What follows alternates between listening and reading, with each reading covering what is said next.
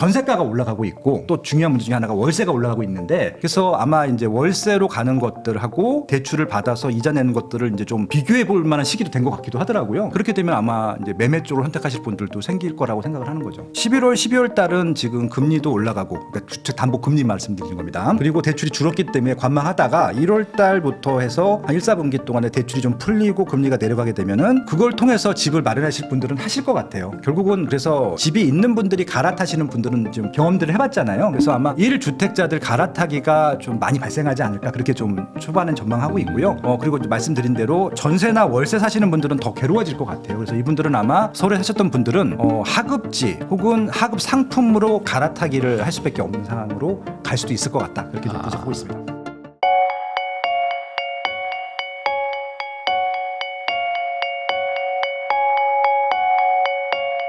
안녕하세요. 부익남TV의 부익남입니다. 오늘은 입지 전문가이시죠. 스마트튜브의 김학렬 소장님 모시고 최근 부동산 시장부터 2025년의 부동산 전망까지 이야기 나눠보도록 하겠습니다. 소장님 안녕하세요. 네, 안녕하세요. 네, 또 이게 저희 채널 지금 나와주신 그 사이에 또 양극화가 막 점점 막 더 심해지는 얘기도 막 계속 나오고 있고 그렇죠. 또 뭐 지금 뭐 정치적으로 막 불안정한 것들도 많아가지고 네. 이 시청하시는 분들도 요즘에 뭘 해야 될지 모르겠다. 그리고 막 얘기가 막 다 다르다. 막 이런 얘기도 막 하시거든요. 네.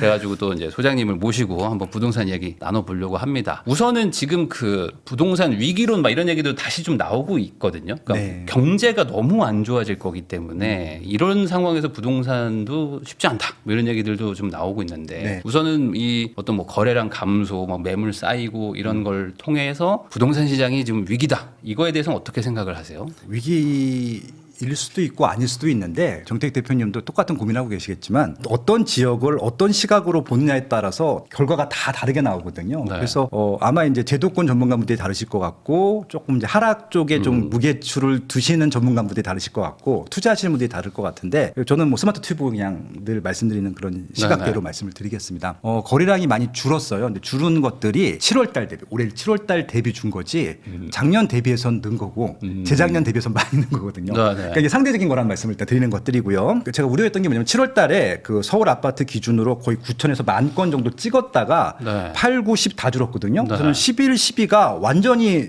2022년도 12월 시장으로 가는 게 아닌가 살짝 우려가 됐었어요. 또 정치적인 또 이슈도 있었기 네, 때문에. 네, 네. 근데 생각보다 이 10월 달, 11월 달, 12월 달이 똑같이 갔어요. 안 줄었어요. 이게 포인트거든요. 근데 많은 분들이 7월 달 대비해서 준 것만 얘기를 하시지 10월 달, 11월 달, 12월 달이 거의 거래량이 똑같이 갔다는 건 사람들이 얘기를 안 하시거든요. 네. 안 줄었어요, 생각보다. 3,000건이 넘거든요. 네. 그럼 이 얘기는 뭐냐면은 실거래 하실 분들은 지금도 하고 있구나라고 하는 것들이고 지금 투자자들은 어차피 못 하고 있는 시장이니까 그럼 투자자까지 포함했을 때 보통 5,000건에서 10,000건 정도가 일반적인 거래량이라고 했을 때 3,000건이면 투자자들을 한 다 제외한 다음에 3,000건이면 적은 양이긴 하지만 뭐 그렇게 뭐 폭망했다, 뭐 위기다, 망했다 이 정도 수치는 아니거든요. 2022년도 12월 달에 600건, 700건이 나왔었거든요. 아, 그때 진짜 없었죠. 예, 그러니까 네. 그때 비해서는 거래량이 있는 편이거든요. 그래서 실질적으로 지금 거래가 어디서 발생하고 있는지 이게 또 상승 거래인지 하락 거래인지 따져보셔야 되는데 신고가는 계속 갱신이 되고 있거든요. 특히 서울의 주요 지역들은 계속 신고가가 갱신되고 있고 지금 조정이 되는 지역들도 조정폭이 좀 줄고 있어요. 어제 KB 시황이 나왔었는데 좀 준 걸로 나왔어요. 물론 네. 이제 서울하고 전국 평균을 하게 되면 보합 정도 되는데 지방은 아직도 마이너스이긴 한데 마이너스 폭이 줄었다는 얘기거든요. 이런 것들을 보게 되면은 실수요 위주로 해서 일단 이사할 사람들은 이사를 하고 있다라고 보고 있고요.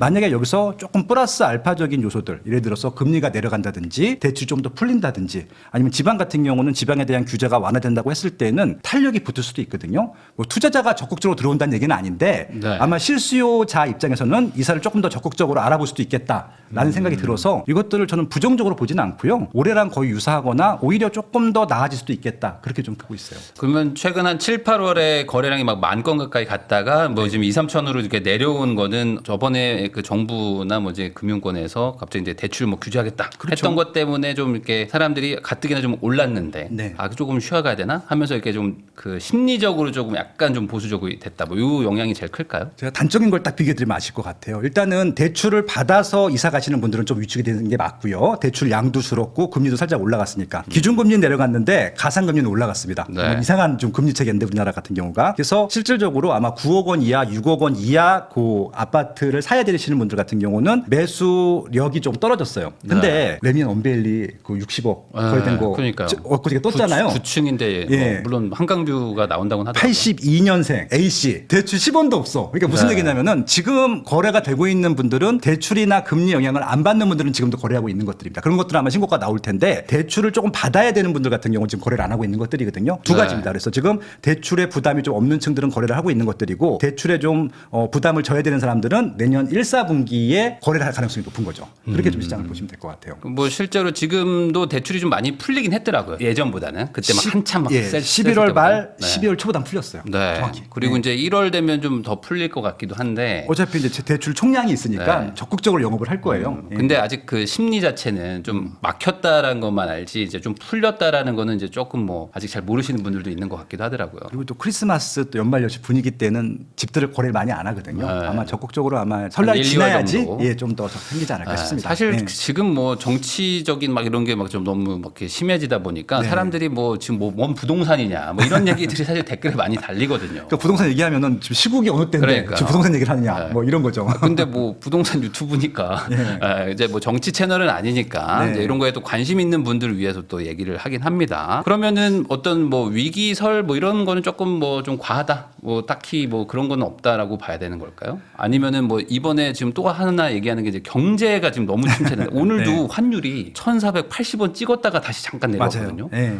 이거 이제 1,500원 간다. 이게 그렇죠. 금융위기 때 이후로 지금 처음이거든요. 그렇죠. 2009년도에 네. 1,500년 찍은 저도 기억이 나는데 그럼 15년 차, 16년 차 만에 처음인 거죠. 네. 그래서 지금 뭐 대기업들도 뭐 구조조정하네 뭐 이런 얘기까지 이제 겹치면서 네. 내년도 경제가 되게 안 좋을 건데 네. 뭔 부동산이 올라가냐 이런 얘기도 있단 말이죠. 그러니까 지금 말씀하신 이제 포인트는 이제 부정적으로 보려고 하면 그렇게 볼 수 있는 것들이고 역으로 말씀드릴게요. 환율이 올라가면은 좋아할 때도 있지 않을까요?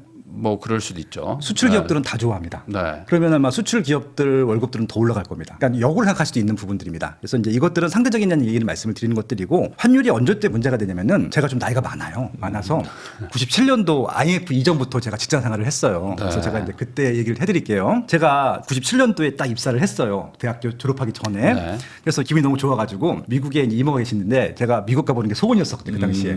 그래서 미국에 가려고 네. 열심히 준비를 하고 있었어. 네. 휴가 때. 그때 환율이 800원이었어. 800원이면 진짜 갈만했네. 네, 근데 갑자기 12월 달에 IMF가 터진 거예요. 내가 2월 달에 가려고 준비하고 있었는데 1,800원, 1,900원까지 가는 거예요. 네. 단기간에 몇 개월 동안에. 그거 못 갔어요, 결국은. 못 가겠네요. 네. 네. 그런 정도는 아니잖아요. 그러니까 800원에서 2,000만 원까지 가는 시기를 제가 경험했었는데 지금은 1,300원에서 1,400원 됐다고 지금 난리고 아마 1,500원 돼도 좀 엄청나게 올라갔다고 생각하는데 생각보다 우리나라 환율이라고 하는 것이 1,400원 전후로 세팅이 다 돼 있거든요. 그러니까 높으면 1,500원이 되는 것들이고 낮으면 1,300원이 되는 것들이고 1,100원대를 기억하시는 분들은 너무 낮았던 거예요. 그거는. 그래서 아마 조금 시간을 20년 정도 텀으로 보시게 되면은 1,500원대는 높은 게 사실입니다. 근데 대한민국 경제 위기를 가져올 만큼 큰 그 정도는 아니다라고 저는 생각하고 있습니다. 제가 물론 한년 전 전문가는 아닌데 네. 제 경험상 20여 년 동안 직장 생활을 하다 보니까 2009년도 포함해서 말씀을 드리는 거예요. 그러니까 이 환율이 올라가는 것도 일종의 이제 기업들의 양극화가 또 일어나는 거겠죠. 그렇죠. 수출 기업은 아마 솔직히 말을 못하지만 입이 찢어질 걸요 아마. 예, 그렇습니다. 그래서 뭐 어떤 특정 섹터들은 뭐 지금 뭐 상여금 엄청 주고 뭐 이런 데들도 또 있으니까요. 또. 그렇죠. 예, 그래서 뭐 자동차 쪽하고 조선 쪽은 아마 좋을 거예요 내년에도. 네. 네. 그래서 뭐 그런 분들이 또 이제 나름 또 연봉이 또 높으니까 네. 그런 돈을 들고 또 뭐 집을 사는 수요가 생길 수도 있다. 이게 그렇죠. 한쪽 면만 보면 안 된다. 이렇게 그래서 봐야 되는 오히려 거군요. 이제 그런 이제 직업군들이 서울보다는 비서울 지역에 많잖아요. 그래서 네. 내년에는 아마 비서울 지역 중에서도 그동안은 정말 우울했었는데 그 우울함을 떨쳐버릴 수 있는 지역들도 꽤 많이 등장할 겁니다. 그래서 그게 어떤 의미로 말씀하시는 건가요? 말씀드린 대로 이제 예를 들어서 조선업 말씀을 드려볼게요. 네. 아마 트럼프가 취임하게 되면은 우리에서 제일 수혜를 볼 업종이 조선업이 될 텐데 보통 큰 배를 수주하게 되면은 아주 큰 배들은 5천 명 정도를 고용을 해요. 네. 그러면 5천 명에 대한 수요가 생기는 거잖아요. 그 입지는 아마 자가 전세 월세 수요가 증가하잖아요. 그런 네. 지역들은 한번 눈여겨볼 만한 거죠.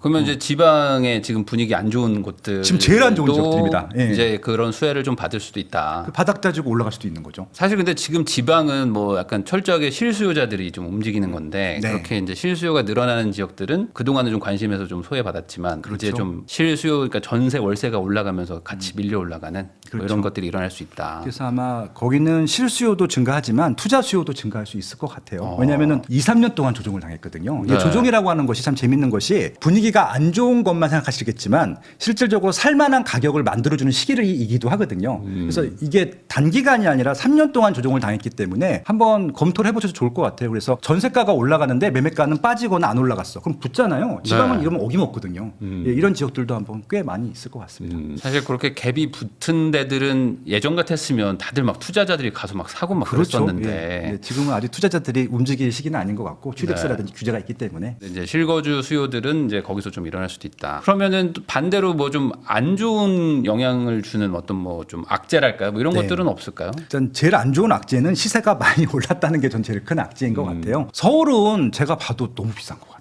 서울은. 예, 근데 비싼데 더 비싸지고 있죠. 네. 그러니까 이게 지금 서울 같은 경우는 많은 분들이 어떻게 해야 될지 다들 고민이신 것 같아요. 아까 조금 전에도 말씀드렸지만 레미안 원밸리가 60억인데 이게 사는 게 맞는 건지 돈이 있어도 고민일 것 같거든요. 네. 예, 그런 부분들 때문에 그리고 또 최근에 강북에 있는 분양한 아파트들도 뭐 15억, 20억 이렇게 되다 보니까 강남 간부값 없이 서울의 신규 아파트들은 이미 20억 원대를 넘어가다 보니까 일반 중산층들이 살 수 있는 가격대인가 한번 생각해 볼 수가 있을 것 같아서 시세가 많이 올라갔던 지역들이 오히려 조금 더 이렇게 보수적으로 볼 것 같고요. 오히려 조금 그동안 여기가 올라가는데 따라가지 못했던 지역들이 조금 더 아마 좀 2025년도에는 주목을 받지 않겠느냐 뭐 그렇게 생각하고 있습니다.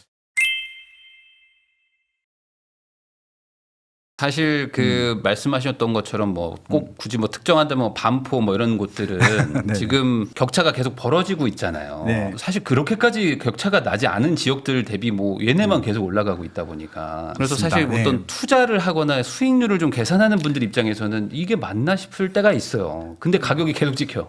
이 원인을 뭐라고 생각하십니까? 대출 받지 않고 사는 사람들이 너무 많아요. 아니 그래도 그 사람들도 좀 생각을 해야 될 텐데. 아니 옆 동네가 있는데 바로 네. 옆 단지가 있는데. 아니 그러니까 이거 좀 우스갯소리이면서 진심인데 그 신고가 되시는 분들 보면은 부동산을 대부분 모르시는 분 같아요. 왜냐면은 그 레미안 원베일리도 제가 노골적으로 말씀드릴게요. 그거보다 더 좋은 층에 있는 좋은 물건이 더 싸게 있었거든요. 네. 그 매물을 냅두고 왜 더 60억짜리 비싼 걸 거래하시는지 난 이유를 모르겠어. 그렇게 신고가를 무리해서 낼 필요는 없잖아요. 55, 네. 55도 살 수 있었었는데 그래서 이제 실질적으로 좀 이렇게 신고가가 나는 지역들은 갑자기 돈이 많이 버신 분들이 있는 것 같아요. 그분들이 아마 이런 고가 시장들은 계속 주도를 할 것 같고 중요한 것은 이 중가 이하 시장들 같은 경우는 그런 식으로 거래가 되지는 않거든요. 네. 그래서 실질적으로 거래가 되는 것들 보면서 거래가 될 텐데 전세가가 올라가고 있고 그리고 또 전세가랑 또 중요한 문제 중에 하나가 월세가 올라가고 있는데 그래서 아마 이제 월세로 가는 것들하고 대출을 받아서 이자 내는 것들을 이제 좀 비교해 볼 만한 시기도 된 것 같기도 하더라고요. 그렇게 되면 아마 이제 매매 쪽을 선택하실 분들도 생길 거라고 생각을 하는 거죠. 그러면 지금 그 금리 인하 얘기들도 막 계속 나오고 있는데 예. 뭐 미국은 뭐 좀 뭐 늦춘다 이런 얘기도 있지만 우리는 지금 뭐 경제가 뭐 더 안 좋아지는 상황으로 막 가고 있다 보니까 네. 그래서 원래보다 더 금리 더 많이 낮출 수도 있다 뭐 이런 얘기들도 나오거든요. 네. 그러면 한국에서 금리 인하를 한다는 게 어찌 보면 또 경기가 안 좋으니까 금리 인하하는 건데 그렇죠. 금리 인하한다고 뭐 올라가냐 뭐 이렇게 뭐 생각하시는 분들도 있단 말이죠. 네네. 금리 인하의 영향 어떻게 보십니까? 지금 이제 말씀하신 게 두 가지 측면인데 산업적인 경제적인 전반의 입장에서 보게 되면은 금리가 낮춘다는 얘기는 경기가 안 좋아서 돈을 풀겠다는 얘기잖아요. 네. 그래서 그것들은 분명히 전체적인 뭐 소득이라든지 일자리 부분들에 조금 안 좋은 기업들이나 안 좋은 상황에 처하신 분들이 많다라고 볼 수도 있는 부분들이 있긴 한데 그럼에도 불구하고 어떤 반 정도는 정상적인 또 직장 생활을 하거나 기업 활동을 하시는 분들이 있잖아요. 그분들한테는 금리가 내려가는 부분들은 분명히 유동성을 증가시키는 부분이 될 수밖에 없거든요. 그래서 아까 말씀드린 대로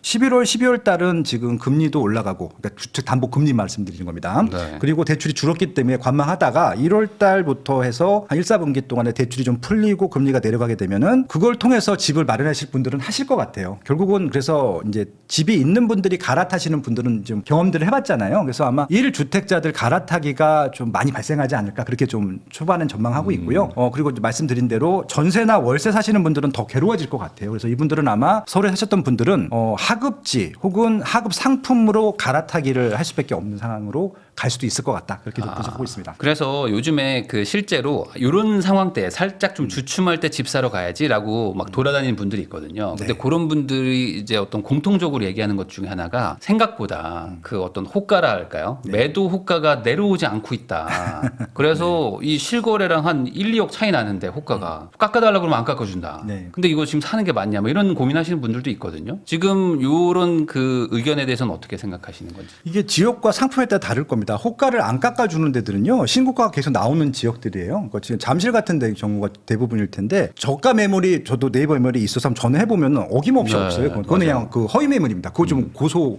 신고해서 좀 없애주세요. 500만 원 그거 네, 허위 너무 짜증나 죽겠어. 네. 그래서 한 3번 당했거든요. 네. 그러니까 없어요. 그러니까 그런 지역들은 대기수가 많기 때문에 그런 것들이고요. 실제 갔는데 그 가격이 그대로 있는 지역들이 있거든요. 그건 아마 대기수가 좀 적은 지역이기 때문에 아마 인기 지역과 인기가 없는 지역들은 분리해서 보실 필요가 있을 것 같고요. 그래서 인기 있는 지역들은 너무 그냥 기다리지 마시고 그 지역들은 내가 샀는데 산 시점부터 빠질 수 있는데 회복이 금방 되거든요. 근데 이제 네. 문제는 내가 샀는데 고점이었는데 빠지기 시작해서 안 올라갈 수 있는 지역들이 있을 텐데 그런 지역들만 제외하고는 지금이라도 괜찮은 지역이라고 생각하시는 지역들은 하시는 게 맞을 것 같고 지금 좋은 거 딱 하나예요. 그래도 매수자들이 조금이라도 좀 뭔가 얘기를 해볼 건덕지가 있어요. 매수자가 적긴 하거든요. 네네. 아무리 수요가 좀 위축이 됐기 때문에 그래서 매도자들을 조금 조급하게 하면은 살짝의 내고 해주지 않을까 뭐 그렇게 좀 기대는 해보고 있습니다. 근데 뭐 내고의 수준이 뭐 엄청나게 막 깎아주고 이렇게 복비 하기는 정도예요, 복비 정도. 복비 정도.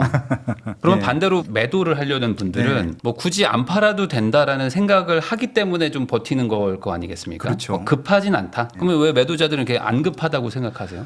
실질적으로 다주택자들 같은 경우는 팔고 싶어 하시는 분들이 굉장히 많을 텐데 아마 최근 한 3, 4년 정도는 다주택자들이 매도를 많이 했던 것 같아요. 괜찮은 것들은 증여했을 거고 갖고 있어봤자 올라가지 않는 것들은 적당한 시점에서 그냥 익절인데 네. 좀 낮춰서 파는 것들이죠. 네. 그런 것들을 했기 때문에 좀 부담이 덜한 것 같고 그리고 네. 종부세가 아마 내보셔서 아시겠지만 2020년도가 정말 피크였거든요. 2020년도 종부세랑 지금 비교하면은 정말 행복한 수치이거든요. 그래서 아마 조금 종부세에 대한 부담도 적어졌기 때문에 조금 더 버텨보는 것이 아닌가 기다려보는 것이 아닌가 그래서 조금 더 시세가 올라갔을 때 팔려고 하는 것이 아닌가 그렇게 생각하고 있습니다. 네. 그러면 이 얘기를 소장님 걸 좀 정리를 해보면은 네. 뭐 호가가 내려오진 않지만 네. 그렇다고 해서 지금 뭐 안 사서 기다린다고 해서 뭐 이렇게 더 막 내려갈 그런 확률이 뭐 높진 않기 때문에 네. 그냥 제값 주고 산다 정도로 생각해야 된다 이렇게 정리할 수 있는 건가요? 그렇죠. 복비 정도만 생각하고 그냥 가시면 될 것 같고요. 더 안 갖고도 할 수 없어 그건. 예. 아, 근데 왜냐면 또 이제 네. 마음에 좀 드는 동네들은 네. 약간 이제 전고점 거의 막 다 회복했거나 맞아요. 거의 뭐 아니면 네. 뚫고 넘어가는 데들도 좀 있거든요. 맞아요. 그러다 보니까 이제 지금 살려는데 신고가를 찍고 사야 되니까 좀 그게 마음이 좀 불편하신 것 같기도 해요. 그럼에도 불구하고 좀 해야 된다. 제 이제 사촌 동생이 압구정 신현대 아파트를 샀었어요. 네. 10년 네. 전에. 그때 이제 30평대가 15억까지 찍었다가 그때 금융위가 와서 이제 쭉 빠져서 갖고 11억까지 내려갔었다가 다시 올라갔는데 이 친구가 샀을 때가 신고가였어. 층도 안 좋은데. 네, 그래서 이제 14억인가 주고 샀거든요. 네. 그래서 오빠 잘못 산 것 같다고. 아. 저를 막 6개월 동안 달달 볶더라고요. 아, 내가 신고가 네. 찍었으니까. 자기보다 자기 이후에 산 사람들이 더 더 싸게 싸니까. 샀다는 거예요. 네, 네. 이 올라가는 타임에 샀는데 좀 지그재그 좀 올라가니까. 그러니까 지금 그 시세가 얼마인 줄 아세요? 엄청 비싸겠죠. 45억이에요. 네. 무슨 의미가 있어요, 그게. 그런 얘기죠. 그러니까 사실 이 저점을 잡는다는 거는 뭐 어려운 거니까. 네네. 그러면 지금은 뭐 저점은 아니지만 하여간 그래도 낮은 구간이다, 살만한 구간이다 정도로 볼 수 있겠다. 알겠습니다. 그러면은 아까 그 얘기하셨던 강북에 네. 뭐 요즘에 이제 청약하는 것들 보면은 가격대가 지금 만만치 않잖아요. 많이 그리고 올랐죠. 또 네. 뭐 안양 뭐 이런 데들 보면은 금액대가 이거 뭐 서울 금액 같은 느낌도 들고. 서울보다 비싸죠, 오히려 네, 또 막. 그래서 막 이렇게 지금 막 15억대 막 이런 신축들이 계속 나오고 있는데 그러다 보니까 지금 청약되는 것도 힘들지만 네. 이거 해도 의미 없다 뭐 이런 얘기들도 막 나오고 있거든요. 이 청약 시장은 어떻게 좀 봐야 되나요? 지금 이건 명확해요. 지금 로또 청약에 나오는 지역은 서울밖에 없고요. 서울 네. 제외하면 로또 청약은 하나도 없습니다. 지방은 오히려 지금 미분양이 많기 때문에 그럼 서울에 로또 청약이 왜 나오느냐? 싸게 분양하기 때문이거든요. 싸다는 기준은 주변에 있는 구축보다 싸게 분양가를 책정을 해놨어요. 뭐 분양가 네. 상한제, 규제 지역 같은 경우 분양가 상한제고 분양가 상한제 지역이 아니라 하더라도 뭐 허그라든지 이런 쪽에서 보증을 안 해주다 보니까 싸게 분양가를 책정할 수밖에 없는 것들이고 그러다 보니까 지금은 서울의 웬만한 지역들은 분양가가 쌉니다. 그렇게 좀 보시면 되고요. 근데 이제 문제는 이제 분양가 상한제의 규제를 받지 않는 지역들은 좀 고가로 분양을 하는 경우들이 있는데 그런 지역들을 빼고는 대부분은 서울은 다 그냥 분양가 분석 상하지 말고 그냥 아무 생각 없이 분양받으셔도 되는 가격대인 것 같고요. 경기도 포함해서 비서울 지역들은 이제 분양가를 따져야 될 타이밍이 온 것 같긴 해요. 그래서 네. 지금 말씀하신 대로 안양에 미계약, 그러니까 분양은 다 됐는데 미계약분이 나온 계약이 거죠. 좀 안 됐죠. 예, 거의 반 정도가 안 됐는데 그런 것들은 한번 고민해 볼 필요가 있는 것들인데 이것도 좀 이제 솔직히 노골적으로 말씀드리면은 저는 한 25년 동안 분양가 분석만 한 사람이에요. 네. 그것들을 시공사에다가 보고서 납부한 사람이기 때문에 제 기준에서 말씀드리면은 왜 그 바보 같은 분양가로 책정을 했을까라고 생각하시겠지만 하지만 건설사 혹은 조합 입장에서 보게 되면은 분양이 되는 최고가에 분양하는 게 맞잖아요. 그렇게 하셨다고 그렇죠. 보시면 돼요. 그래서 이게 분양을 했는데 강남처럼 한 번에 완판이 돼. 그럼 분양가 책정을 잘못한 거거든요. 너무 싸게 한 거죠. 예. 어찌 보면. 근데 거기는 규제 지역이기 때문에 어쩔 수가 없이 그렇게 해야 되는 것들이에요. 근데 그 비규제 지역 같은 경우는 분양가를 마음대로 할 수 있잖아요. 그러니까 최대한 받아보고 싶은 것들이고 미계약이 나온다 하더라도 한 3개월 정도 전후에 해소할 수 있다고 하면은 그냥 밀어붙이는 거죠. 지금 그런 분양가라고 보시면 될 것 같아요. 굳이 뭐 초기 완판을 할 필요가 없다고 생각하고 좀 장기전으로 보고 어차피 다 결국엔 팔릴 것이다. 그래서 이제 제일 이상적인 건 뭐냐면요. 한 번에 한 50% 정도 분양 계약까지 하고 나머지 네. 50%를 3개월 내에 분양시키면 되는 것들이거든요. 그럼 아마 분양 소장은 특진할 거예요. 네. 제일 이상적인 네, 형식이기 네, 때문에 아마 지금 딱 그런 목적으로 분양을 하고 있는 것처럼 보여요. 그러면 그런 곳들도 결국에는 완판이 될 가능성이 좀 높아 보인다. 뭐 제가 노골적으로 말씀드릴게요. 그 서울원 아이파크라는 단지가 있어요. 네. 제가 이제 거기가 화요일마다 좀 이슈가 됐었죠. 화요일마다 질의응답 방송을 하는데 최근 한 달 동안에 서울원 아이파크 질문이 반이야. 주변에 그러니까 그 방송에 질문하신 분 중에 반이 당첨이 됐어요. 네. 근데 다 대형이야. 그러니까 8사는 고민도 안 해. 그냥 네, 다 네. 받아요. 근데 네. 대형들은 고민이 헷갈린 거예요. 왜냐면 강북 지역에 대형도 많이 없을 뿐더러 그 가격대 분양가가 나온 적이 없거든요. 네. 지금까지 역사상. 그러니까 용산구 빼고는 없었어요. 그러다 보니까 고민스러운 거죠. 이게 입지가 마룡성도 아니고 그러니까 이 돈이면 다른 데 30평인데. 노원구인데 또 노도관 금강구라 해서 제일 저렴한 지역 중에 하나인데 노원구에 이 가격이 맞냐? 근데 한번 생각을 해보시면 좋을 것 같고요. 이제 지역이라는 것들은 지워버리시고요. 그 입지에 이게 이제 2028년도에 입주거든요. 4년 후에 입주예요. 그 가격대에 그 정도 상품을 살 수 있을까로 한번 생각해 보시면 될 것 같아요. 보통 그 가격대로 분양을 하는 것들이거든요. 싸지 않아요. 비싸지도 않아요. 제 생각엔 그렇거든요. 근데 싸지 않고 비싸지 않으니까 사람들이 헷갈려 하는 것 같은데 네. 실거주라고 하면은 아마 그때는 그런 상품들이 나올 수가 없어요. 입지도 남아있지 않고요. 네. 그렇게 호텔이랑 여러 가지 서비스 시설 같이 들어가는 시설은 거기밖에 없거든요. 그래서 그런 부분들을 고려한다고 하면은 그냥 실거주하실 분들은 고민이 없는데 이분들이 처음 경험하는 가격대에다가 특히 이제 이게 이제 노도관 금강구에 포함된다는 그런 이유만으로 이 가격대를 줘야 되는지에 대한 헷갈림 뭐 그런 것들이 있는 것 같아요. 일종의 신고가를 내가 찍고 들어가는 네. 느낌인 거잖아요. 싫은 거죠, 그게. 네. 네. 그럼에도 불구하고 이제 입지나 이런 것들 봤을 때는 아까 말씀하신 대로 28년도에 사는 가격이라고 생각하면 이걸 좀 기준이 좀 될 수는 있겠네요. 아마 그래서 안양도 마찬가지라고 생각해요. 그건 네. 또 후분양이어가지고 앞으로 그 가격대에 나올 수 있느냐. 지금 이제 신규 분양하는 것들이 아마 나오기 힘들 것 같아요. 제 생각에는. 그런 입지도 남아있지도 않고.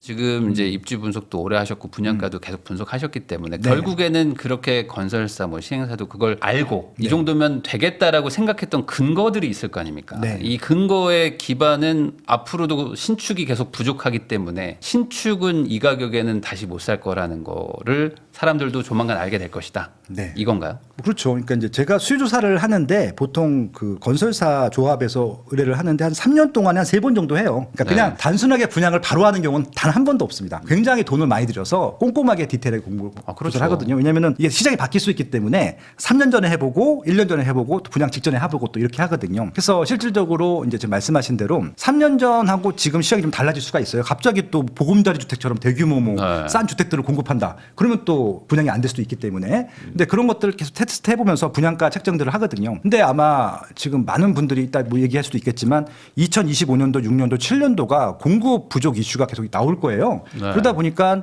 건설사나 이런 조합 입장에서는 굳이 싸게 공급할 필요가 없다라고 판단한 것이죠. 버티면 분양이 될 거야라고 대신 상품은 좋게 해줄게 뭐 이런 것들이죠. 그래서 상품을 좋게 해주는 조건으로 아마 분양가를 올리려고 하겠죠. 아마 그런 시도들은 계속 될 것 같고요. 마침 또 원자재 값도 올라가다 보니까 분양가를 올리기도 핑계거리가 생겼잖아요. 네. 그런 것들이죠. 그러니까 앞으로 지을 집들은 지금보다 더 비쌀 거라는 건 어찌 보면 건설사들이 더 잘 알기도 하니까. 예, 그렇습니다. 그러니까 이 정도까지는 당장은 사람들이 좀 못 받아들여도 어차피 뭐 사게 될 것이다. 어찌 보면 이건 뭐 물건 파는 사람들은 뭐 당연한 선택이니까요. 최대한 비싸게 팔고 싶은 거니까. 그러니까 여러분들도 아마 공급자 입장에서 생각해 보시면 조금 더 이해가 되실 것 같고요. 우리는 소비자 입장에서만 보니까 괜히 뭐 저들은 폭리를 취한다라고 생각하실 텐데 입장을 바꿔놓고 생각하시면은 아마 조금 그러니까 이게 폭리 정도는 모르겠는데 더 비싸게 팔고 싶은 것들은 이제 인지상정이라고 저는 생각해요. 아, 그렇죠. 좋은 물건을 싸게 파는 거는 네. 뭐 판매자 입장에서는 뭐 손해인 거니까 손해죠. 어찌 보면 비싸게 팔 수 있는 건 최대한 비싸게 파는 것들이 그들의 목적이니까. 그러면은 앞으로도 당분간은 좀 신축을 공급하기는 좀 어려울 것인데 사람들은 신축을 좋아하는 것도 꺾이지 않을 거 아닙니까? 오늘 주거 실태 조사가 발표가 됐어요. 네. 국토교통부에서 매년 조사하는 것들인데 그거 제가 이제 분석하다 왔는데 거기 이제 이사를 가려고 하는 이유가 뭡니까? 네. 1등이 49.7%, 그러니까 50%가 시설이나 설비가 양호한 집으로 이사 가려고 해요. 그게 신규 아파트를 희망하는 것들인데 2등이 직주 근접입니다. 그게 네. 20%대예요. 그러니까 압도적인 순위로 새 아파트에 대한 니즈가 지금 강한 시점이거든요. 그래서 신규 아파트에 대한 니즈들은 계속 쌓인다고 보시면 될 것 같고, 그래서 근데 문제는 말씀드린 대로 향후 3년 동안의 신규 공급에 대해서 인허가, 착공, 분양, 입주가 다 줄거든요. 네. 이런 시점에서 아마 분양가가 내려가기는 어려울 거라고 생각하는 것들이죠. 그러면은 서울은 뭐 신축이 사실 되게 부족하잖아요. 네. 그러다 보니까 뭐 준신축, 뭐 구축 뭐 이런 뭐 한 10년, 20년 된 것들도 뭐 그래도 좀 수요가 좀 있는 상태인데 여기들도 이제 조만간 그러면 다시 좀 상승 여력이 좀 있을까? 아무래도 요즘은 좀 신축만 가니까. 그러니까 제가 좀 답답한 게 이런 부분들이 있는 건데요. 그러니까 신축이 구축보다 비싼 게 당연한 거잖아요. 뭐 그렇죠. 네, 그래서 이제 근데 신축을 구축보다 싸게 공급을 했어요. 그러다 보니까 당연히 신축이 입주할 때쯤 정상적인 거래가 될 쯤 폭등을 해버리죠. 네. 이것 때문에 아마 좀 폭등 시장이 야기됐었는데 그러면은 이 폭등 현상들을 막기 위해서는 신축을 계속 공급해줘야 되거든요. 그러면은 네. 신축 수요가 조금 이게 분산이 될 거잖아요. 네. 그러면은 신축이 막 점핑되는 것들을 막을 수 있었을 텐데 지난 문재인 정부에서 그걸 열심히 못했어요. 그리고 이번 정부에서 정권이 교체가 됐잖아요. 그럼 열심히 좀 채웠어야 되는데 아무것도 안 했어요. 그러니까 결국은 지난 8년 동안 아무것도 안 한 것이 되기 때문에 신축에 대한 선호도가 높아져 갖고 신축은 더 많이 올라갈 것 같고요. 근데 이제 이것들이 신축이 계속 공급됐으면 좀 상사가 됐을 텐데 말씀하신 대로 신축이 충분히 공급이 안 되다 보니까 준시축도 막 올라가요. 네. 근데 준시축도 이제 희귀해졌어요. 내년에 더 희귀해질 거거든요. 구축들도 올라갈 거예요. 향후 3년 동안은. 네. 입지 좋은 데들. 물론 입지가 좋아야 돼 이거는. 입지가 네. 좋은 데를 말씀드리는 건데. 그래서 아마 신축은 많이 올라가고 준시축도 많이 올라가고 구축들도 올라갈 것 같아요. 그러면 여기서 또 이제 궁금하신 분들은 아마 이런 걸 질문을 할 것 같습니다. 그러니까 경기가 안 좋은데 그럼 도대체 누가 집을 사는 거냐? 네. 왜냐면 뭐 지금 뭐 다들 경기 안 좋다고 그러고 뭐 지금 뭐 자영업도 힘들다고 하는데 돈이 있어야 사는 거 아니냐 이런 얘기 하시는 분들도 있잖아요. 네. 근데 또 자산은 또 자산대로 또 따로 가는다고 얘기하시는 분들도 있고 네. 어떻게 생각하십니까? 이거는 저 뭐 10시간도 얘기할 수 있는 주제인데요. 이거에 대한 논거는 너무 많아. 일단은 여러분들도 대기 수요자잖아요. 그러니까 네. 이 방송을 보시고 계신 것 자체가 집을 사고 싶으신 거고 상급지로 갈아타고 싶으신 거고 투자를 하고 싶으신 거잖아요. 그러니까 그렇죠. 그런 수요가 없어지지 않는 이상 그 수요가 아예 없어야지 빠지는 겁니다. 그러니까 2012년도 전후는 그 수요가 아예 없었거든요. 네. 제가 매일매일 칼럼을 써도 아무도 안 봐. 그런 시기가 있었어요. 네. 97년도에 집 사자고 했다간 욕을 먹을 거잖아요. 네. 예, 그런 시점이 아니잖아요, 지금은. 그러니까 여러분들이 어렵고 여러분들이 집 살 능력이 없어도 여러분들을 제외하고 한 50%는 그런 수요들이 있다고 생각하시면 될 것 같고요. 또 하나는 뭐냐면은 신규 아파트들을 필요로 하는 수요들도 있고 그 아파트가 생각보다 많이 공급되지가 않아요. 그래서 1년에 3만, 4만 서울 같은 네. 경우 그 정도 수요는 있단 말이죠. 그러니까 이제 그 이외의 사람들은 이사를 안 가요. 그러니까 모든 사람들이 동시다발적으로 집을 샀다 팔았다는 게 아니잖아요. 네. 오늘 주거실태조사가 나왔는데 한 번 집을 사서 소유하는 기간이 평균 11년인데 11년 동안 집을 안 팔아요. 그러니까 지금 11년에 한 번 이사를 갔는데 이번 타이밍에 이사 간 사람들이 그만큼 대기 수요가 있는 거잖아요. 근데 2022년도, 2024년도가 거래량이 급감했어요. 그때 네. 어느 정도 급감을 했냐면 10분의 1 토막이 났잖아요. 그러면은 90%가 이사를 못 갔잖아요. 이 수요가 지금 2024년도, 2025년도에 나올 거잖아요. 네. 그 수요가 이사를 가는 것 뿐입니다. 근데 이들이 이사 갈 때쯤에 자기가 갖고 있던 1주택자들 집값이 올랐어요. 자기가 돈을 번 거보다 훨씬 더 많이 올랐어요. 그러니까 10년 전에 샀으니까. 그렇죠. 네. 그래서 이거 가지고 이사 가는 겁니다. 네. 이해하시겠어요? 그러니까 이게 내가 돈을 벌어서 그 돈으로 집을 사는 게 아니라 내가 1주택자들이 갖고 있는 집값이 올라서 거기다가 조금 더 보태서 가는 것들이거든요. 이거는 너무 자연스러운 경제 현상 아닌가요? 그래서 이 꽤 많은 분들이 이제 요즘에 신규로 매수하는 분들이 대출을 엄청 많이 받는다라고 생각하시지만 또 이게 갈아타기 하시는 분들은 대출이 또 별로 없어요. 한 2, 3억 대출 받아가지고 막 10몇 억짜리 사고 막 그러시더라고요. 그러니까 이제 통계가 있는데요. 그러니까 신규로 받으시는 분들은 47%를 받고요. 전체 평균으로. 갈아타시기 하시는 분들은 30%밖에 안 받아요. LTV가. 네. 우리가 보통 70%, 80% 받는다고 생각하시는 분들이 있는데 그건 정말 처음에 집 사시는 분들은 그렇게 받을 수 있는데 지금 대부분 다 갈아타기 하시는 분들은 그렇게 많이 대출이 나오지도 않고 네. 많이 받지도 않는다. 예, 그렇게 말씀드리고 싶네요. 예. 사실 뭐 한 40대 중후반 정도의 부부가 애 키우는데 네. 뭐 자기 월급의 막 50%를 이자를 내는 거는 뭐 생활이 안 되니까 네. 그렇게 받기는 현실적으로 좀 어렵긴 하죠. 요즘 또 씀씀이들이 많잖아요. 미국을 갔다 왔는데 제가 가고 있는 동안에 이제 크리스마스 전날에 인천공항이 확장을 했어요. 되게 네. 큰 확장을 했는데 확장을 했는데도 미어 터져가지고 출국 신고하는데 2시간 반씩 걸렸다는 거예요. 네. 그분들 다 돈이 어디서 생겼어요? 그러니까 그 저번에 그 가계 통계 같은 거 봤거든요. 봤는데 다들 돈이 좀 있어요. 예, 그러니까 대출이 뭐- 또 생각보다 적고. 그러니까 뭐 그런 분들도 있는데 뭐 부분들은 또 더 경제력이 있지 않을까라는 생각이 드는 거죠. 근데 지금 방금 소장님 말씀해 주신 게 답인 것 같은 게 네. 이제 10년 정도 지나가지고 집을 팔고 막 하잖아요. 네. 그러면 10년 전에 샀으면 네. 지금 파는 분들은 진짜 최저점에 사신 분들이잖아요. 그때 샀으면 그렇죠. 2014년, 2012. 13년에 산 거니까. 예, 바닥 확인하고 올라가면서 샀으니까. 그때 뭐 한 7억 주고 산 게 막 지금 20억 넘어가고 그렇죠. 그러는데 예, 그때 10년 때 20억 됐죠. 그러니까 지금 집을 팔면 한 16억, 17억 정도 현금이 생기는 거잖아요. 맞아요. 뭐 예를 들어 아마 대출 다 갚았고, 예면 그렇게 대출은 다 갚으셨겠죠. 장기적으로 했으면 세금도 거의 안 낼 거예요. 네, 장기 보유 특별공제. 하니까. 예. 그래서 최근에 제 지인 중에 한 분도 강동구에 있는 집을 팔았는데 심지어는 1가구 주택 특례까지 활용을 해가지고 아, 세금을 거의 안 내. 네. 20억인데. 네. 야 깜짝 놀랐어. 그러니까 그런 분들이 어찌 네. 보면 지금 시장에서 거래를 또 하고 그렇죠. 또 왔다 갔다 하시는 거기 네. 때문에 사실 초입이라고 해야 되나? 네. 그러니까 아예 그냥 처음 들어가는 분들은 서울이 엄두가 안 나잖아요. 안 나죠. 그러니까 왜냐면 이미 그런 분들이 있으니까. 10년 전에 샀으니까 이게 그러니까 내 집 마련을 빨리 해야 되는 이유가 그런 게 있어요. 그러니까 이게 한번 편승을 해야 되거든요. 그 다음에 네. 그래야지 다음 집을 살 때 조금 더 여유 있게 살 수 있다는 그런 말씀도 좀 드려보고 싶습니다. 그러니까 나도 열심히 돈을 벌지만 내 집값도 같이 올라가서 그걸로 합쳐서 이제 이동하는 개념인 거잖아요. 그렇죠. 그러니까 집은 인플레이션 이상 올라가는 지역들 상품들을 사야 되는 게 맞고요. 그렇게 되면 여러분들이 조금 수고를 덜 할 수 있죠. 돈을 벌어서 사는 것들에 대한. 그럼 반대로 내년에 뭐 이렇게 좀 뭐 확률은 뭐 모르겠지만 갑자기 좀 뭐 빠진다거나 뭐 이런 만한 어떤 리스크가 있는 행동 이벤트 같은 게 좀 있을까요? 뭐 뭐 올해 워낙 센 것들을 많이 맞았기 때문에 어차피 뭐 탄핵이 되던 되지 않던지 간에 이미 충격은 이번 12월 달만큼은 아닐 것 같다는 생각이 들고요. 그리고 이제 과거에 우리가 또 경험치가 없는 게 아니에요. 지금까지 탄핵이 3번 있었는데 2003년도였나요? 노무현 대통령 때 한 번 네. 있었고 그다음에 또 우리 박근혜 대통령 때 한 번 네, 있었고 지금 이제 윤석열 대통령 때 있었는데 또 신기하게도 한 번은 탄핵이 됐고 한 번은 탄핵이 기각됐단 말이죠. 네. 그렇기 때문에 탄핵이 기각됐을 때의 경험도 있고 탄핵이 됐을 때의 경험도 있기 때문에 이번에는 양쪽을 다 어느 정도 좀 준비할 수 있을 것 같다는 생각은 해봐요. 그때처럼 네. 충격이 없을 테니까. 근데 제 결론만 말씀드릴게요. 이건 너무 긴 얘기이기 때문에 두 시점 있잖아요. 탄핵이 됐을 때랑 되지 않았을 때랑 결국은 다 올랐어요. 결국에 단기적으로 한 달도 안 갔던 것 같은데 그 정도 혼란이 있을지 모르겠지만 결국은 둘 다 올랐다는 것들 예, 그것만 좀 기억해 주시면 좋겠습니다. 그러니까 결국에 뭐 정치적인 뭐 그런 충격파 같은 것들은 또 이제 어느 정도 시간이 지나면서 네. 다시 이제 또 뭐 수요와 공급 뭐 이런 걸로 다시 돌아가는 거군요. 그러니까 생활 필수품이라고 하는 게 의식주가 있잖아요. 그래서 뭐 네. 다른 뭐 소비자들이라든지 여행이라든지 뭐 좀 뭐 고가 소비 이런 것들은 좀 줄 수도 있다고 할 수 있을지 모르겠지만 의식주를 의사결정하는 데 있어서는 싸다고 안 살 수는 없잖아요. 거래가 되는 거예요. 거래량이 줄 수는 있겠지만 그래서 네. 저는 의식주 부분들은 그냥 여러 가지 정치적 이슈보다는 그냥 수요 공급 논리로 간다고 생각을 합니다. 그게 또 마음 편하실 것 같고요. 네. 분석하기도. 그러면은 여기 지금 단계에서 살려고 하시는 분들 입장에서는 뭐 어찌됐든 간에 막 신축이랑 막 아까 말씀하신 뭐 준신축 뭐 이런 것들은 막 많이 회복을 한 상태다 보니까 네. 이제 아 이거 어떡하지 막 계속 고민들을 하고 계시는 상태란 말이죠. 네. 그러면 추격 매수는 조금 좀 자제해라 이렇게 좀 정리를 해야 될까? 아니면은 뭐 그럼에도 불구하고 신축급을 좀 사는 게 맞다. 어떻게 봐야 될까요 지금? 이게 좀 난감한 질문인데 왜냐하면 이거는 개인별로 다 정답이 다를 것 같아요.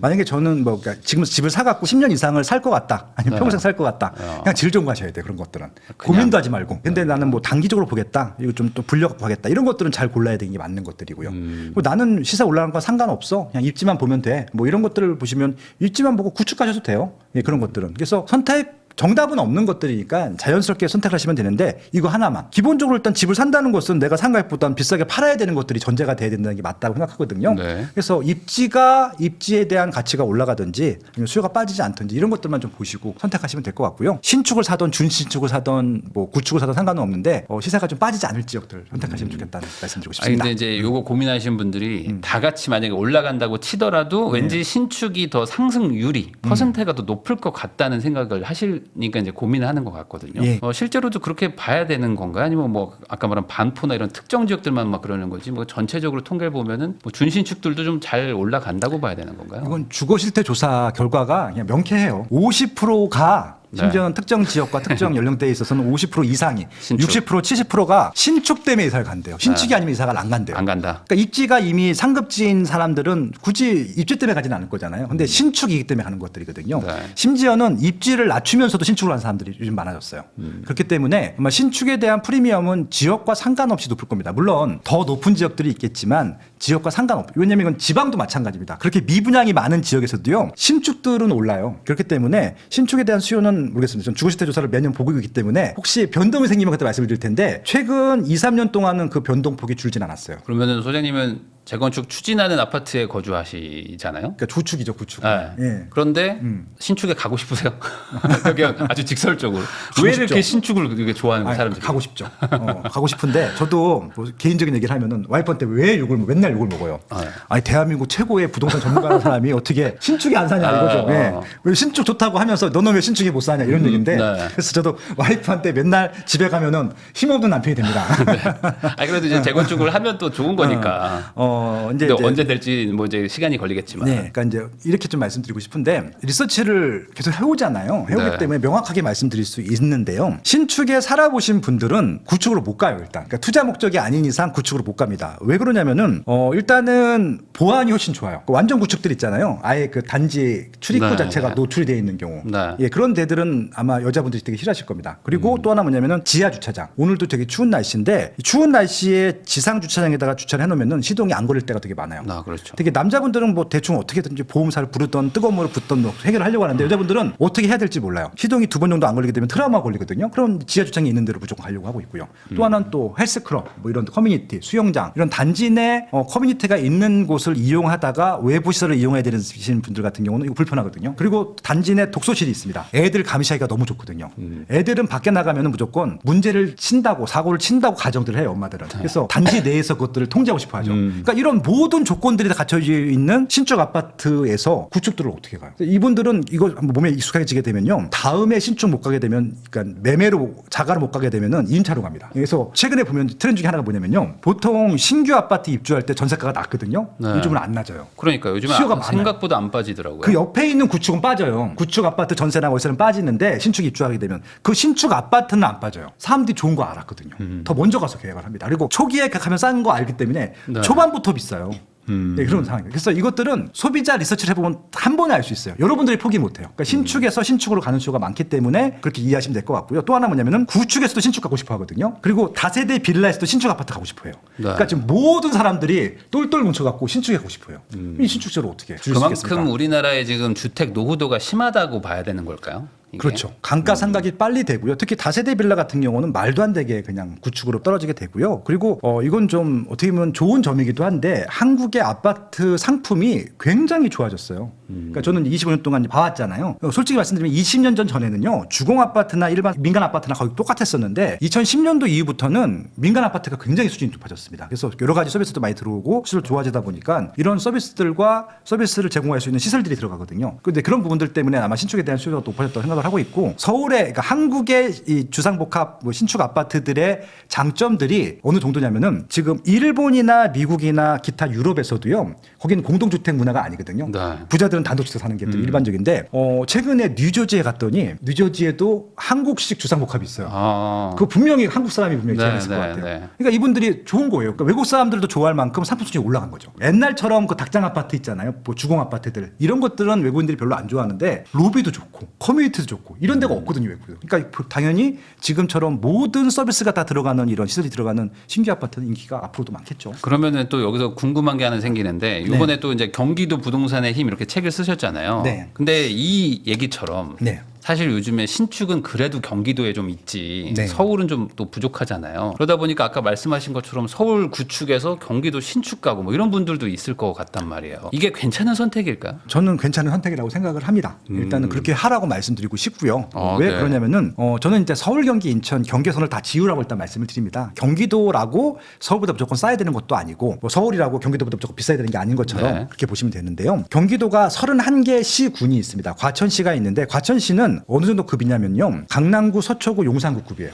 송파구보다 한 단계 위입니다. 네. 잠실은 과천의 위지만 송파구 전체 평균보다는 과천이 높거든요. 네. 예, 그렇게 이해하시면. 그래서 그 정도라고 하면은 이건 서울의 상위권 지역이잖아요. 그러면은 여기는 왜 경기도인들도 인기가 많은가? 경기도 자체 수요도 많겠지만 거기 정부 정서가 있기 때문에 서울 출퇴근이 너무 가까워요. 네. 자동차를 타도 10분, 전철을 타도 15분밖에 안 걸리거든요. 그럼 여기는 서울과 똑같은 입지잖아요. 거기에 다 새 아파트입니다. 1단지부터 13단지까지 주공 아파트가 있었는데 지금 재건축으로 다 됐거나 재건축을 하고 있어요. 그렇죠. 100% 이런 데가 없거든요. 그 도시 전체의 모든 아파트가 다 재건축이 되고 있어. 사실상 신도시처럼 되고 있죠 지금. 거기다가 지정타가 들어왔어요. 네. 지정타는 또 어떤 입지냐면은 지정타는 아파트 이름이 아니에요. 지식정보 타운이잖아요. 네. 일자리입니다. 굴지의 IT 대기업들이 이미 다 들어가 있어요. 들어가고 있고 거기에 반이 아파트입니다. 그리고 또 뭐 주암주군이 과천지군에 의해서 3기 신도시도 또 만들고 있고 네. 과천시는 다 새 아파트예요. 100%새 아파트예요. 예, 이런데 전철도 가까워 자가용 타면은 강남도 금방 가까워. 가죠. 예, 그런 거잖아요. 거기다가 GTX-C가 또 네. 착공을 할 거잖아요. 뭐 이런 것들. 그래서 과천은 서울의 웬만한 지역보다 강남 출퇴근성이나 강북 출퇴근성이나 아니면 자체 수요도 좋고 그다음에 또 여기에 국립미술관 있죠. 그다음에 과학관 있죠. 서울대공원 있죠. 동물원 있죠. 이런 데가 있어요. 서울보다 훨씬 낫잖아요. 쾌적하고. 그렇죠. 예, 이런 데들은 좋은 거죠. 지금도 비싸지만 더 싸질 가능성은 없는 거죠. 더 비싸질 가능성이 높죠. 지정타나 이런 공공택지 같은 경우는 더 비싸지겠죠. 예, 그러면 이제 그런 거죠. 과천은 뭐 사실상 이제 상위권의 예. 지역이고 그건 서울이라고 봐도 됩니다. 그 서울이라고 칠 수 있지만 뭐 그 정도까지는 아닌 약간 경기도로 이제 생각을 한다면 좀 고민이 좀 생기잖아요. 그러니까 과천은 그냥 서울급이라고 생각하시면 될 것 같고 과천에 조금씩 빠지는 지역들이 있는 거죠. 두 번째 지역이 이제 성남입니다. 네. 성남은 이제 수정구, 중원구, 문당구가 있는데 여기도 예전에는 이제 수정구랑 중원구는 거의 거들떠 보지 않은 지역이었었는데 그렇죠. 모란시장이라고 해서 개고기 팔고 이런 데였었거든요. 네. 근데 지금은 그런 분위기도 아니고 정비 사업들이 대규모로 성공적으로 진행이 됐고 되고 있습니다. 그래서 정비 사업 측면에서도 굉장히 좋고 입지도 좋아졌고요. 분당은 1기 신도시 노후계획도시 특별법 시행되게 되면은 가장 먼저 재건축이 우선적으로 시행될 지역이기도 하고 성남시 자체도 모두가 다 새 아파트가 되고 있는 과정이기 때문에 오히려 과천보다도 지금 과천은 이미 좀 끝나고 있는 타이밍이라고 보시면 될 것 같고 성남시는 이제 분당구가 메인이기 때문에 시작을 하는 타이밍이기 때문에 굉장히 관심을 가져야 되는 게 맞을 것 같고요. 아무튼 그렇게 해서 서울에 붙어 있는 과천, 성남, 하남, 광명 이런 지역들은 너무 좋은 입지고요. 남쪽에 네. 북쪽에 있는 지역들 중에서도 뭐 파주라든지 고양시라든지 남양주, 구리는 일단 최근에 뭐 8호선 개통이라든지 GTX-A가 개통됨으로써 서울 접근성도 좋아졌고 그래서 강남 출퇴근이 편해졌거든요. 근데 거기에 장점은 뭐냐면요. 제가 말씀드린 경기도 F4, 과천, 성남, 하남, 광명은 비싸요. 지금도. 네. 싸진 않습니다. 네. 서울보다 비교해도 서울보다 의외로 더 비싼 지역들이 많아요. 네. 근데 파주, 고양시, 남양주, 구리는 서울보다 아직 싸거든요. 근데 강남 출퇴근이나 서울 출퇴근이 되게 편리한 지역이기 때문에 아마 2025년도에 한번 주목해 보셔도 좋을 것 같아요. 특히 GTX-A가 개통됐기 때문에 네. 분명히 눈여겨보셔도 좋을 것 같고요. 네. 지금 말씀드린 요 북부권 4개 지역과 남부 쪽 4개 지역은요. 서울 출퇴근 편의성 하나만으로도 관심 가지셔야 되고 대규모 새 아파트들이 집단적으로 있거든요. 그래서 지금 말씀하신 대로 서울에는 그 정도 환경에 그 정도 새 아파트 시세로 들어갈 수가 없어요. 한 군데도 없어요. 근데 여기는 서울의 거의 절반 가격으로 쾌적한 환경과 좋은 환경을 누리면서 서울 출퇴근도 1시간도 안 걸리는 입지가 되기 때문에 관심을 가지셔야 되는 게 맞는 것 같아요. 예. 근데 요즘에 아무래도 말씀하신 거에서 좀 떠오르는 게 그냥 네. 우리 집만 새 거인 거가 아니라 이제 주변도 다 새 거인 그렇죠. 동네를 더 선호하시는 것 같아요. 점점 더. 맞습니다. 네, 그래서 이제 나만 새 거에서 사는데 밖에는 막 다 뭐 빌라라든지 막 구축 주공 아파트 이런 데들은 또 상대적으로 좀 아까 좀 싫어하시는 것도 분명히 있는 것 같기도 하고. 그래서 서울의 싼 지역들은 어김없어요. 아파트가 없거나 아파트랑 다세대 빌라가 거의 붙어 있고 비슷한 막, 네. 비율로 섞여 있는 지역들은 쌉니다. 그래서 그런 환경들이 싫으신 분들 같은 경우는 그냥 신도시 하는 게 깔끔하죠. 그러니까 이제 저도 고양시에서 신혼생활을 하다가 서울로 이사를 오는데 와이프의 희망은 딱 하나였어요. 한강이 보이면 된대요. 그래서 이제 이쪽 마포구부터 네, 네. 광진구까지 다 보여줬어. 네. 그런데 제가 찍었던 모 아파트 강북에 모 아파트가 있는데 이거 괜찮지 않니? 그랬더니 반이 빌라라는 거예요. 그래서 거기 선택을 안 했는데 네. 아무튼 주부님들은 섞여 있는 환경들을 별로 안 좋아하는 것 같아요. 그러니까 그런 것들 말씀하신 대로 동일한 환경, 깔끔한 환경들로 갖춰져 있는 입지 같은 경우는 비싸고 좋은 것들이죠. 비싸질 가능성도 없고. 그러니까 그거를 약간 과거의 기준으로 왜 이렇게 올랐어 비싸라고 생각하지만 사실은 이게 사람들의 어떤 시선이나 이제 사고방식이 바뀌었기 때문에 이 가격이다. 그렇죠. 이렇게 그리고 보는 게 또 맞겠네요. 실질적으로 또 그게 이제 다세대 빌라가 있는 것들보다는 아파트가 있는 것들이 상업시설들이 더 좋아요. 네. 그리고 또 대규모 상업시설 들어오고. 학원이 조금이라도 더 들어오고. 그러다 보니까 이용할 수 있는 것들, 생활 편의성도 좋아지고요. 일기 신도시 아까 얘기를 잠깐 해주셨는데 지금 일기 신도시 선도지구 발표 나자마자 또 지금 막 갑자기 뭐 탄핵 정국 막 이렇게 돼가지고 지금 뭐 이 추진 동력이 또 뭐 없어진 거 아니냐 뭐 이런 지금 고민들을 하고 계시는 것 같아요. 네. 이 일기 신도시 선도지구 여기 당첨이라고 해야 될까? 뭐 대신 분들은 좋아해야 되는 게 맞는 건가요? 어떻게 봐야 되나요? 맞는 게 맞고요. 일단은 이제 이렇게 말씀드릴게요. 이제 이건 두 가지인데 제가 일기 신도시에 대해서는 이 책에도 썼지만 일기 신도시 선도지구로 그러니까 노후계획 특별법으로 재건축 선도지구로 지정이 된다고 무조건 되는 게 아니에요. 이거는 그냥 재건축 사업과 똑같이 가는 겁니다. 네. 조금 더 혜택만 있을 뿐이고 기간을 단축해 준다는 그런 인센티브를 준다는 것들인데 자체로 추진할 수 있는 동력이 없으면 못 가요. 선도지구 지정이 돼도. 그나마 사업성이 높았던 것이 분당이기 때문에 분당은 좀 높은 편인데 분당을 제외한 나머지 지역들은 지금 추가 분담금을 얼마큼 내려야 될지 모르거든요. 그래서 만약에 그걸 감당 못한다. 못 가는 거예요. 네. 그러니까 지금 분양 원가가 올라가잖아요. 건축비가 지금 30평대 같은 경우는 3억에서 5억은 무조건 내야 되거든요. 그렇죠. 어떤 조건이든지 간에. 네, 그거 네. 감당 못하면 못 가는 겁니다. 근데 지금 재작년이긴 하지만 상계주공 5단지에서 추가 분담금 5억을 못 받았어요. 그래서 시공사를 결국 해지해버렸는데 상계동이 못 받을 정도면은 분당 빼고 나머지 신도시들은 한번 고민해 볼 것 같거든요. 그런 지역들은 선도지구 지정만으로는 추진이 어려운 것들일 수도 있을 수 있는 것들이죠. 그래서 탄핵과 상관없이 여기는 자체적으로 갈 수 있으면 가는 거예요. 누가 대통령이 됐든지 간에. 예, 그렇게 좀 이해하시면 될 것 같아요. 근데 용적률 좀 풀어주고 해서 사업성이 좀 올라갔음에도 불구하고 이렇게 좀 쉽지 않은 분담금이 나오는 거죠. 지금. 그렇죠. 그럼 지금 나머지는 더 힘들겠네요. 서울의 오늘 뉴스인데요. 신반포 16차인가? 추가 네. 분담금이 12억이래요. 네, 거기는 뭐 근데 너무 작은 평수들밖에 없어가지고. 79제곱미터. 네. 근데 어찌 보면은 이제 이런 일기 신도시도 대부분 다 중형이에요. 중소형이에요, 소형. 네, 네. 그래서 아마 추가 분담금 대부분 다 중형 이상 가고 싶으실 거잖아요. 당연히 그럼 평형대를 유지하거나 넓혀가고 싶으실 텐데 추가 분담금 많이 내야죠. 어쩔 수 없죠. 뭐. 그거 감당하는 곳이 쉽지는 않다. 예. 웬만한 지역들은 내기 어렵죠, 사실. 뭐 그렇죠. 5억을 내면서 신축을 받는 게 네. 물론 뭐 그걸 팔고 이사 가실 분들은 뭐 전략적으로 선택하겠지만 난 여기 계속 살 거야라고 생각하시면 5억이 어디서 나올 게 없으니까. 그러면은 오히려 이런 얘기도 있더라고요. 그러니까 선도지구가 진행이 좀 더딜 수도 있기 때문에 네. 탈락한 곳들을 차라리 지금 실망 매물 잡아라. 그거나 이거나 비슷하다. 이런 얘기 하시는 분들도 있는데 이건 어떻게 생각하십니까? 그건 제가 유료 강의에서 푸는 노하우 중에 정확히 말씀하셨습니다. 아, 네. 저는요, 그래서 솔직히 1차만 가는 게 아니잖아요. 1차에 지정되지 않았다 하더라도 지정되지 않는 단지 중에서도 사업성이 높은 단지들은 그냥 갈 거거든요. 분당은 웬만하면 다 갈 것 같아요. 제 생각에는 그냥. 분당 정도는. 예, 서현동, 정자동, 순회동은 그냥 웬만하면 갈 것 같거든요. 그런 데들은 선도지구 지정과 상관없이 어차피 지정을 해줄 테니까 진도 나가고 있으면 지정을 해줄 것 같기도 하거든요. 근데 이제 네. 다른 지역들이 좀 살짝 문제가 되는 것들이죠. 그래서 네. 그런 것들은 오히려 진도가 안 나간다, 실망으로 나올 때 잡는 것도 하나의 방법이 될 것 같아요. 그럼 이번에 이주 대책에 대해서 특별하게 이주 단지도 안 만들고 그냥 가겠다 뭐 이런 정책 발표가 있었거든요. 네. 그러니까 그만큼 뭐 속도를 빨리 하려고 하시는 것 같은데 정부에서는. 그러면 이러면 또 전월세 문제 생기는 거 아닙니까? 그 인근 지역 막 전월세 상승하는 거 아니에요? 만약에 진짜 이렇게 부시기 시작하면? 저는 좀 전월세 문제가 생겼으면 좋겠다는 생각을 해봐요. 아, 왜냐면 왜요? 별로 문제가 없어요 거기가. 수요가 그렇게 많지는 않아가지고. 네. 그리고 거긴 좀 계속 또 재건축해서 새로운 아파트 입주를 많이 하고 있고 생각보다 주변에 또 새 아파트들이나 물량들이 많아요. 그러니까 예를 들어서 이제 분당 같은 경우는 광주시라고 하는 또 배우수요가 있고요, 용인시도 있고 네. 지금 교통만 연결됐기 때문에 화성시나 오산도 다 같은 생활권, 수원도 굉장히 집이 많이 생겼거든요. 그거 다 활용하면 됩니다. 한 단계씩만 옆으로 가면 되는 것들이거든요. 그래서 생각보다 이주 문제는 거의 발생하지 않을 거라고 보고 있고요. 발생해서 오른다라고 하면 사업성은 더 좋아질 거거든요. 그래서 오히려 저는 그런 문제들보다는 그러니까 자꾸 사람들이 걱정 안 해도 되는 것 같고 걱정을 하는 것 같거든요. 이주 단지 저는 안 만드는 것들을 찬성했었거든요. 네. 그것 때문에 그거 이주 문제, 이주 단지 만들다가 결국 흐지부지 끝날 것 같다는 생각이 드는 그렇죠. 거죠. 그것만 또 몇 년 걸리니까. 이주 단지를 만들 수 없어요. 물리적으로. 네. 말이 안 되는 얘기거든요. 그냥 진행하면 됩니다. 왜냐면은 서울에서 개포주공 단지 재건축할 때 이주 단지 만들었어요? 안 만들잖아요. 그냥 주변에 알아서 퍼지는 것들이거든요.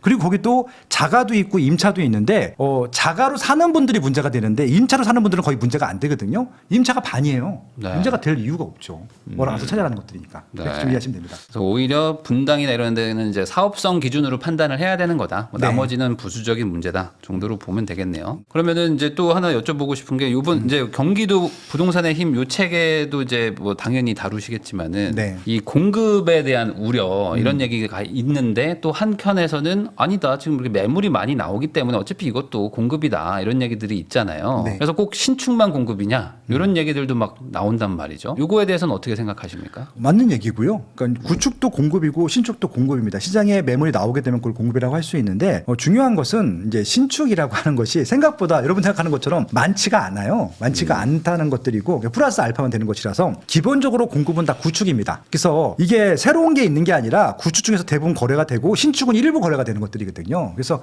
그렇게만 이해하시면 됩니다. 근데 신축이 왜 중요하냐면은 구축에서 신축으로 빠져나가는 수요들이 있잖아요. 그 부분들 때문에 이게 좀 많이 빠져나가면 왜냐면은 사람들이 돈이 많아서 누구나 처음부터 신축에서 시작할 수 있으면 좋겠지만 그렇게 못 하거든요. 신혼부부들 같은 경우는 구축부터 시작을 해야 되는 겁니다. 그러니까 새롭게 세대를 만드는 세대들은 구축으로 들어가야 되는데 신축으로 빠져나가는 세대들이 없으면은 구축들도 올라가는 것들이거든요. 이런 부분들이 문제가 되는 것들이기 때문에 이게 자꾸 신축 구축 섞어가지고 공급이 충분하다라고 말씀하시는 분들이 있는데 서울은 일단 공급이 충분하진 않고 경기도에서는 충분할 수 있는 지역들이 있어요. 그러니까 경기도가 31개의 시군이 있다고 말씀드렸는데 거기도 수요가 없는 시군이 있거든요. 그런 지역들은 기존 매물이 많은 것들이 문제가 될 텐데 인기가 많은 지역은 서울과 똑같거든요. 과천, 성남 뭐 이런 데들은 수요가 훨씬 더 많아요. 공급된 것보다. 그래서 이런 지역들은 그냥 서울에 있는 아파트랑 똑같이 보셔도 될 것 같다. 이렇게 말씀드리는 것들이죠. 경기도도 신축 그 뭐 착공이나 뭐 준공 물량 내년에 뭐 준다 이런 얘기들도 있는데 경기도는 공급 부족까지는 아닌 거죠. 그러니까 이거를 부족이 아니다라고 제가 정확히 판단드릴 수 있는 그 기준은 없어요. 근데 이렇게 말씀드릴 수는 있을 것 같고요. 경기도가 역대급으로 적습니다. 내년에. 서울은 줄진 않아요. 올해가 똑같습니다. 근데 올해가 적기 때문에 너무 적으니까. 적으니까 똑같이 가는 건데 경기도는 한 4만 세대가 줄어요. 이게 왜 중요하냐면은 서울은요. 만약에 뭐가 수요에 포화가 생기면은 인천이나 경기도가 받아줘요. 붙어있기 때문에 같이 생각보니. 그래서 알게 모르게 특히 2020년도, 2021년도가 피크였는데 그때 인천이 되게 많이 막아줬어요. 근데 인천이 막아주지 않았으면 더 올랐을 거예요. 그 폭등 시절에도. 그래서 2022년도까지 막아줬습니다. 그래서 어찌 보면은 2022년도에 좀 많이 하락을 했던 이유 중에 하나가 인천이 물량이 많았거든요. 근데 2023년도부터 인천이 물량이 없어요. 그러니까 인천도 다시 올라가잖아요. 그래서 지금 2023년도, 4년도에 살짝 반등한 것은 경기도나 인천이 충분히 막아주지 못했기 때문에 그렇거든요. 근데 내년이 문제가 뭐냐면은 서울도 적고요. 인천도 적고 경기도 좋아요. 그러니까 지금 대부분 다 서울에 몰입해 계신데 서울이 올해보다 입주 물량이 조금 많아요. 상반기 때. 그것 때문에 충분하다라고 얘기 나오는데 그래봤자 2만 세대. 근데 이게 왜 중요하냐면 경기도가 4만 세대가 줄고요. 인천이 한 5천 세대가 줄어요. 그러면 여기 조금 몇천 세대 느는 거 가지고는 감당이 안 되는 거잖아요. 더군다나 오늘 그 얘기 아직 안 나왔는데 다세대 빌라 공급이 전혀 없었어요 지금까지. 그러니까 아파트 공급만큼 다세대 빌라 공급이 있어야 되는데 다세대 빌라 쪽은 아예 전멸이거든요. 그렇기 때문에 다세대 빌라에 가는 세대들도 어딘간 가야 되는데 그 수요들을 경기도나 인천에서 막아줘야 되거든요. 근데 물량이 없어요. 경기도도 다세대 빌라를 공급하진 않거든요. 그래서 지금 아마 2025년도가 생각보다 공급 이슈가 더 많이 부각이 될 것 같아요. 특히 그래서 경기도가 제가 이 책을 쓴 이유 중에 하나도 그런 이유가 있거든요. 경기도가 할 일이 되게 많아요. 그래서 실질적으로 서울의 수요를 받아주는 입지가 있고 자체 수요의 입지가 있는데 양쪽 다 그런 문제들이 좀 발생할 것 같다. 그런 측면으로 주목할 입지들은 어떤 것들인지 쓴 책이라고 보시면 될 것 같아요. 그럼 방금 뭐 말씀해주신 대로 지금 이제 빌라 쪽 착공은 진짜 뭐 거의 뭐 반토막이 뭐예요. 뭐 더 줄었는데 거의 뭐 4분의 1 토막. 그렇고. 예, 4분의 1 근데 그쪽도 사실 40% 정도의 물량을 또 보유하고 있는 어찌 보면 주택의 되게 중요한 파트인데. 그러니까 전체로 40%인데 이게 저가 지역에서는 50% 이상이었었어요. 그러니까 이쪽도 지금 어찌 보면 그 안에서 또 이제 신축 또 선호 현상들이 막 나타날 것이고. 그러면 이런 거를 지금 해결하자고 지금 공시가격 5억 이하, 그러니까 뭐 시세로 치면 7, 8억까지는 뭐 무주택으로 취급해준다 이런 정책이 나왔잖아요. 그래서 지금 뭐 댓글들 막 달리는 게 있거든요. 뭐 이거 사도 되냐?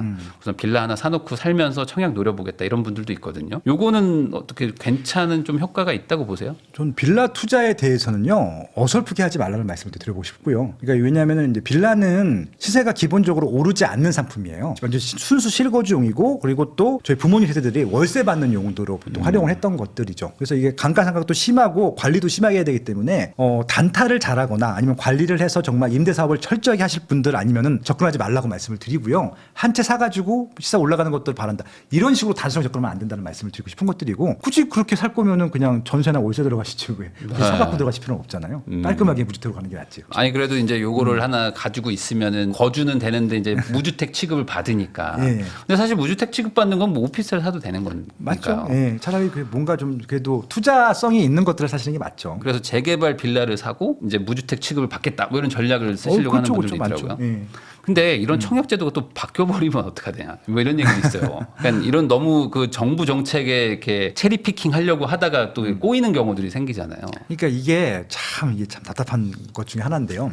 지금 부동산이 각 분야별로 전문가들이 정말 많아요. 저도 상상도 못하는 방법들을 다 갖고 와요, 진짜. 네. 야, 청약이 이런 게 있어서 다주택지들도 청약이 당첨이 되는 거예요. 막 너무 많은 거예요, 그런 것들이. 뭐 세금도 마찬가지고 대출도 마찬가지고 재건축 재개발도 다 분야별로 전문가가 있다 보니까 심지어는 그 정책을 만드신 분들도 모르는 네. 틈새를 갖고 오는 거예요. 그래서 막 가끔 가다가 저도 이제 공공 세미나 가면은 거기서도 놀래는 거예요. 그래서 막 그거 아이디어로 갖고 와서 또 막 규제 정책 만들기도 하고 뭐 그런 경우들도 종종 있긴 한데 그러다 보니까 너무 그런 것들이 또 있지 않을까라고 하는 공부들을 더 하시려고 하는 것 같은데 저는 부동산 내 집 마련은 그냥 단순하게 하시는 게 맞을 것 같고 꼭 청약이 아니더라도 좋다고 생각하고 있고 구축 사는 것도 상관이 없다고 생각하고 있고요. 그냥 저는 그냥 오히려 청약 공부해서 청약으로 당첨되면 좋겠지만 나이가 어리거나 가점이 안 되거나 돈이 좀 없으신 분들 같은 경우는 그게 좀 심한 좀 확률이 낮떨어지기 때문에 그냥 단순하게라도 뭐 갭 투자라도 빨리 시작해 보시는 게 더 오히려 내 집 마련을 하거나 갈아타기 하는데 더 도움이 되지 않을까 그렇게 생각하고 있습니다. 지방 분들은 그러면 어떻게 해야 돼요? 요즘에 지방에 있는 분들이 그래도 조금 뭐 기다렸는데 네. 계속 지금 지방은 안 좋고 서울은 또 계속 막 원베일리 막 올라간다고 얘기만 들으니까 네. 지금이라도 팔까 막 이런 생각 계속 하시는 것 같아요. 실질적으로 이제 제가 서울에 있는 주요 단지들에 실제 거래되면은 몇 건 안 되기 때문에 등기부등본을 띄워봐요. 네. 5분의 1은 지방 분들이에요. 심지어는 토지거래 허가 구역도 있어요. 그러면은 네. 지방 거 다 팔고 온다는 얘기거든요. 네. 그러니까 지방 분들이 돈들이 있는 분들이죠. 토지거래 허가 구역 정도의 집을 살 정도면 돈이 있는 분들이기 때문에 지방 걸 정리했다는 얘기거든요. 그러니까 그런 수요도가 있을 겁니다. 근데 그건 뭐 어쩔 수 없어요. 그건 뭐 지금뿐만이 아니라 옛날부터 있었는데 조금 더 많아진 것뿐입니다. 근데 지방 분들은 어차피 지방에서 실거주를 하셔야 되잖아요. 네. 그 투자 용도로 지방은 뭐 전월세 하시면서 서울에 투자하신다고 하면 제가 말릴 수는 없겠지만 지방도 올라가요. 올라갑니다. 그러니까 시세가 서울처럼 막 극단적으로 많이 몇 억씩 올라가진 않지만 올라갈 수 있거든요. 그래서 적당한 시점에 사서 적당한 시점에 팔고 계속 상급지 갈아타게 하시고 그렇게 하시면 되지 않을까 싶어요. 그러니까 대표적인 게 대구인데 대구가 그렇게 어려워 보여도 최근에 수성구는 꽤 많이 올랐어요. 물론 네. 정보점 회복은 못했습니다. 아직까지는. 근데 생각보다 바닥보다는 많이 올랐다. 그래서 실질적으로 최근 1년 동안 투자하셨던 분들은 수익률이 꽤 됐어요. 오히려 서울 투자한 것들보다 금액은 낮겠지만 수익률적인 측면에서는 더 높았다고 볼 수 있는 네. 것 중에 하나거든요. 미분양도 많았었고 미분양을 할인 분양으로 사셨던 분들은 정상가로 팔아도 굉장히 큰 이익이 됐었거든요. 또 비규제 지역이기도 했었고 예, 그런 부분들. 그래서 지방에서도 괜찮은 수요가 있는 입지들은요. 조정이 되면 사는 게 맞는 것 같아요. 특히 실거주 하시는 분들 같은 경우. 그러니까 지방에 계시는데 굳이 뭐 서울에 사놓고 전월세를 계속 산다라는 거는 또 그 현실적으로 어려울 수도 있다. 뭐 그렇게 하실 수 있는 분들 하셔도 되는데 말리진 않을 거예요. 근데 네. 너무 피곤한 일일 것 같아요. 예, 투자를 저희가 본격적으로 하시는 분들 아니면 네. 또 실물 하시는 분들이 아니라고 하면 그럼 과거에 뭐 한 10년 전, 15년 전이랑 이렇게 좀 비교를 해보면은 보통은 그래도 서울이 막 이렇게 올라가면은 좀 지방이 침체됐다가 또 이렇게 또 서로 막 순환도 하고 막 이렇게 됐는데 네. 지금은 꽤 오랜 시간 지금 서울만 가고 있는 분위기가 있잖아요. 그러면 지방은 또 상대적으로 계속 이렇게 눌리다 보면은 또 어찌 보면 투자 가치랄까요? 뭐 이런 건 또 지방이 더 좋을 수도 있을 것 같기도 한데 이렇게 안 가고 있는 이 분위기 이게 나중에 역전이 될 수도 있을까요? 뭐 지방이 막 확 뜨는 왜냐면 또 인구 감소 이런 얘기들도 계속 나오다 보니까 이제는 더 이상 지방은 안 된다 이런 얘기도 있잖아요. 그러니까 지금 인구가 전국에 17개 관역 지자체가 있는데 인구가 유일하게 증가하는 지자체는 딱 3개입니다. 경기도, 인천, 세종시밖에 없거든요. 그래서 그 외 지역들이 인구가 감소하는 게 사실이고 인구가 감소하게 되면 수요가 감소하는 게 사실이기 때문에 과거처럼 지방이 아무거나 사시면 안 돼요. 분명히 지방에서도 인기가 있을 만한 수요가 있을 만한 것들을 사시는 게 맞을 것 같습니다. 근데 지금 중요한 포인트를 말씀해 주셨는데 절대 금액은 서울처럼 확 올라가지는 못해요. 수요가 네. 그만큼 없으니까. 근데 말씀드렸는데 수익률만 놓고 보면요. 지방이 더 높을 거예요. 예, 그건 확실합니다. 예. 투자금 자체가 상대적으로 적기 적으니까. 때문에. 예, 그리고 갭도 작아요. 그래서 사실 보다 보면요.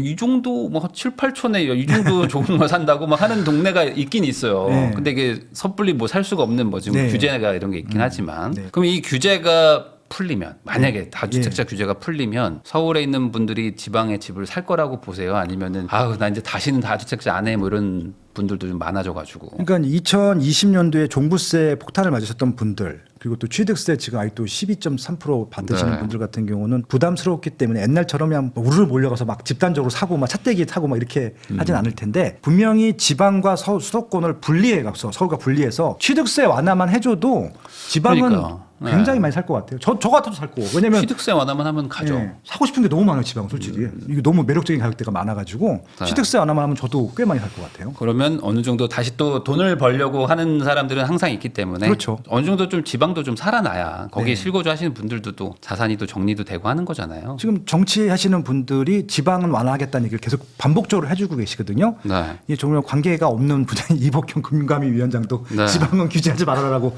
노골적으로 할 정도로 네. 예, 그래서 만약에 세금 쪽에서만 규제를 완화해주면은 지방은 수요가 좀 붙을 것 같아요. 조정 많이 되겠기 때문에. 그럼 마지막 질문인데 지금은 지방을 가는 거를 추천은 안 하시나요? 지금 당장 요 네, 상황에. 요거 좀 민감한 문제이긴 한데 유료 강의에서는 추천을 합니다. 그래요? 네, 거기까지 요 말씀드리겠습니다. 정도 아직은 선발대로 갈 수도 있다. 네, 왜냐하면 수익을 내고 있는 지역들이 있거든요. 네, 그럼 일반적인 분들은 경기도 정도에서 멈춰야 될까요? 그렇죠. 네. 그러니까 실거주 정도. 예, 경기도는 이 정도 책만 봐도 할 거 되게 많거든요. 제가 많이 추천해 드렸는데 경기도 이남 지역들은요 할 거 되게 많긴 해요. 근데 네. 조심하셔야 돼요. 할 것들만 하셔야 되기 때문에. 그런 거는 좀 아직은 좀 약간 좀 전문가의 영역이네요. 약간 그렇죠. 좀 일반 실거주자라기보다는. 네, 맞습니다. 사실 이 부동산이라는 게 되게 좀 복잡하기도 하고 뭐 정책의 영향도 많이 받다 보니까 많은 분들이 지금 다들 뭐 복잡하게 생각하실 것 같은데 어찌 보면 그냥 단순한 것 같아요. 그냥 살기 좋은 집들이 지금 올라가고 있는 거 같고 그쵸. 그리고 이제 그런 곳들 중에서 이제 똘똘한 한 채의 정책 때문에 좀 서울 수도권이 좀 당분간 좀 올라가는 것 같다. 요 기조는 그래도 조금 더 간다고 봐야 되겠네요. 그렇죠. 그러니까 저는 이제 지금 이런 기조들이 이렇게 바람직한 기조는 아니라고 생각을 네. 하는데 이렇게 나오게 된 것들은요 투기꾼 때문이 아니에요. 보셨지만 최근 3, 4년 동안 투기꾼들이 하나도 없었거든요. 그런데도 이 모양 이 꼴이 됐잖아요. 이거는 정책 잘못이거든요. 지금 말씀하신 대로 똘똘한 한 채 전략을 가게 되면요 그냥 똘똘한 한 채만 올라가게 돼 있어요. 당연한 거잖아요. 지방이 죽는 이유가 그런 것들이고 그래서 정말 똘똘한 한 채 그런 정책도 필요하다면 하시면 좋겠는데 그럼 지방이 다 죽어요. 그러니까 지방에 실거주를 하면서도 서울에 집을 산단 말이죠. 굳이 서울 수요를 더 만들 필요가 뭐가 있어요. 그러니까 그렇죠. 지방은 그냥 풀어주시는 게 맞을 것 같고 규제를 아예 안 하는 게 맞을 것 같아요. 왜냐하면 그냥 냅둬도 수요가 빠지고 있거든요. 어차피 인구 감소가 하고 예. 있으니까. 그러니까 지방은 아예 그냥 다주택을 하던 백채를 하던 냅두시는 게 오히려 전국적으로 부동산 시장 안정화에는 도움이 될 것 같다. 그래서 서울에 막 60억, 100억짜리 살 돈이 사실은 지방으로 막 이렇게 가는 것도 그렇죠. 많았는데 지금은 그런 걸 이제 안 가다 보니까 더더욱 이제 올라가는 것 같기도 하고 이렇게 해가지고 이제 더 양극화가 심해지면 또 국민들 전체적으로는 또 이제 박탈감이 더 커지는 것 같기도 합니다. 그래서 이런 것들이 좀 바뀌었으면 좋겠는데 쉽지는 않네요. 이게 꽤 오래 가고 있네요. 지금까지 스마트 튜브의 김학렬 소장님 모시고 최근 부동산 현장 분위기부터 이제 25년도 부동산 전망까지 한번 이야기를 나눠봤고요. 그리고 더 궁금하신 분들은 이 경기도 부동산의 힘도 한번 읽어보시면 좋을 것 같습니다. 별책 부록이 너무 좋습니다. 완전 올칼라치인데요. 그러니까요. 이게 아마 100만 원 가치는 있을 거예요. 예. 네, 요 부록도 이제 주니까 한번 받아보시면 좋을 것 같습니다. 네. 지금까지 시청해주셔서 다시 한번 감사하다는 말씀 전하면서 저도 소장님하고 인사 나누겠습니다. 오늘 나와주셔서 감사드립니다. 고맙습니다.